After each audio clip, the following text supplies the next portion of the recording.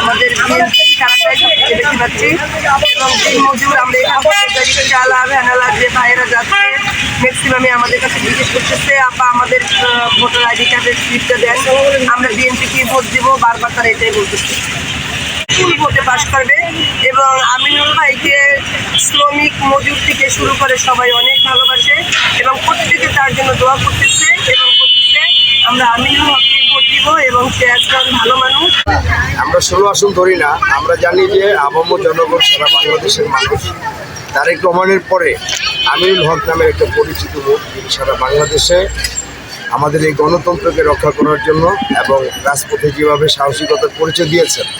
16 আসনে সবাই তাকে স্নেহ করে, সবাই তাকে ভালোবাসে, কারণ একটাই, সে একজন স্বচ্ছ এবং পরিচ্ছন্ন রাজনীতিবিদ, সে একজন সাবেক ফুটবল দলের অধিনায়ক এবং কেন্দ্রীয় কমিটির ক্রীড়া বিষয়ক সম্পাদক। এটা বড় কথা নয়, নেপালে যখন সাব গেমস অনুষ্ঠিত হয় তখন তার দেওয়া গোলে স্বর্ণের শিরোপা অর্জন করি আমরা। বাংলাদেশের পতাকাকে আবার বিশ্বের মানচিত্রে আরেকবার জায়গা করে দিয়েছিলেন এই আমিনুল।